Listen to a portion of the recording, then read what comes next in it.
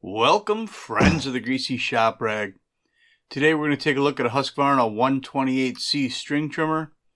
Customer complaint is that it hasn't run in a while and he thinks we ought to put a carburetor on it. So we're going to go through our regular routine. At least that's what we should be doing. But you'll notice here that I kind of skip a step. So I always look in the fuel tank first. And it was old fuel in there. And the next step is I usually pull the fuel filter off and pressure test the fuel line. By doing this, I can inspect the filter and I'll know whether or not there's a hole in the fuel line or if the carburetor is tight. And I guess I was thinking it doesn't really matter if the carburetor is tight or not because we're going to replace the carburetor on this one. You'll see how not following my regular routine is going to come back to bite me.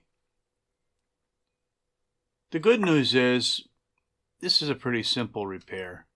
Putting a carburetor on here, is really just a matter of removing those two nuts right there that hold the air filter holder in place. I mean, there's the carb. The only thing that's connected to it yet is the throttle cable with the little Z bend in it, so that kind of pops right out of there. And then the two fuel lines on the bottom of the carburetor.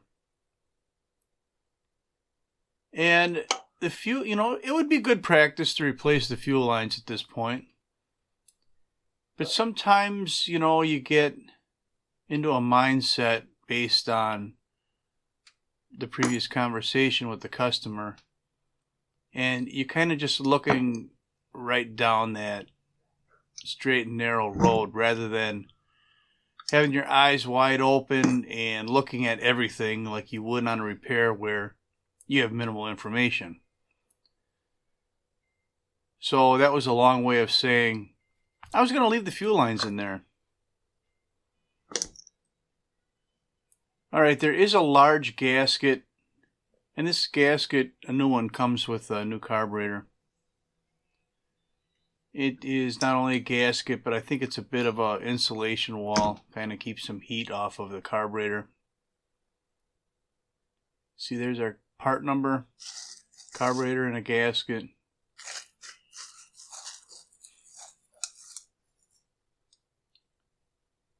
So the gasket is, what's there to say? It only goes on one way.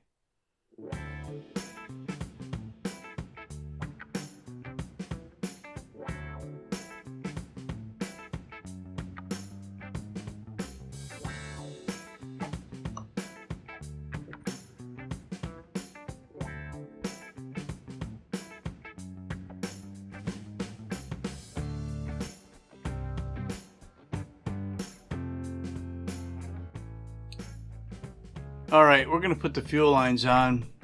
While he's doing that, I want to take a minute to thank my wife for getting me these nice new shirts. I got my own personalized work shirts. I got the rat dropping a steam and deuce. I'm alright with that. Thanks, honey. Well, he's still fighting them fuel lines.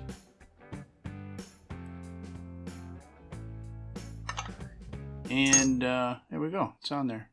We'll put the throttle cable back in place.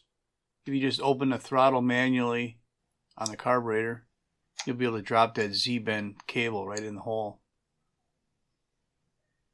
This carb's not quite seated. There we go. Now it's seated. Choke lever needs to be open like this,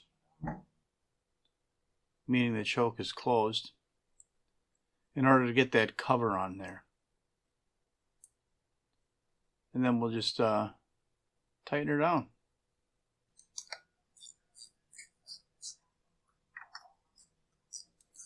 So now that we've got the air filter holder in place, even this air filter that the guy had on here, that thing's in good shape. We're going to prime it up and start it and see how it runs. Putting a 50-to-1 fuel mix in here.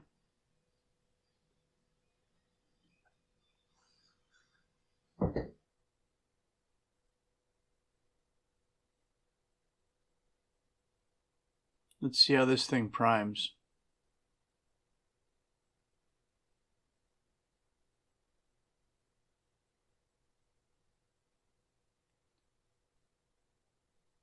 I guess I pumped it about 13 times. And it looks like it's filling normally.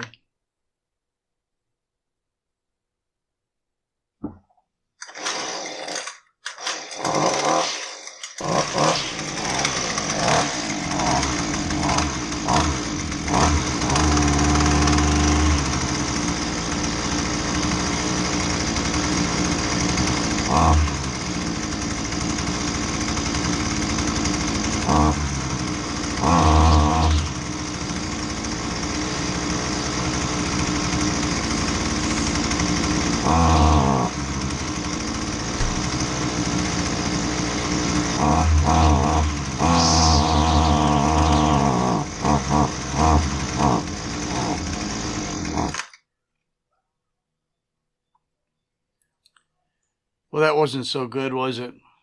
A brand new carburetor shouldn't be like that, and I shouldn't have to try and move that far off the standard settings to get it to run right.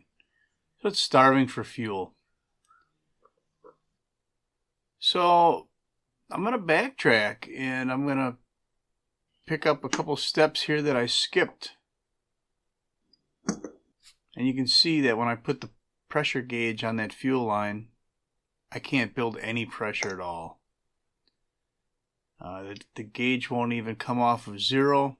There's got to be a massive hole in that fuel line. Because I know there's not a problem with the brand new carburetor.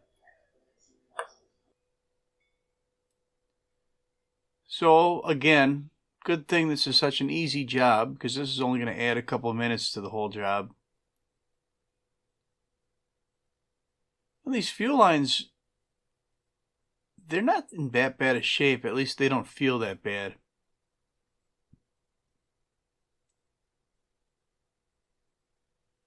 We'll get this main line out of here. Take a closer look at it.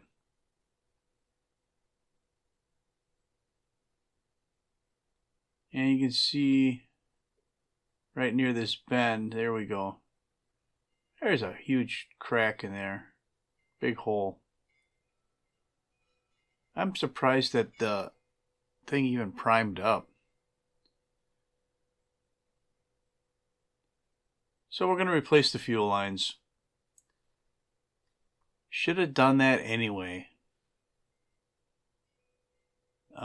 It just goes to show you, it doesn't pay to take shortcuts. If the customer says, well, I want it quick and cheap, and you skip the fuel line part, it ends up not being cheap. Or quick. Or right. So we'll finish up putting them lines on and then reassemble this thing. Again, couldn't be easier. And then we'll test run it again. And the last half of the video is going to be trying to get them carb settings back to where they should be. And what you'll see isn't going to be the final adjustment. I'll actually take the trimmer outside, get it good and hot, and tweak the carb a little bit more. Because I think in this video I got the low speed set just a little bit rich yet. So that's all I'm going to have for you on the Husqvarna string trimmer that needed a replacement carburetor. Thanks for watching. Later.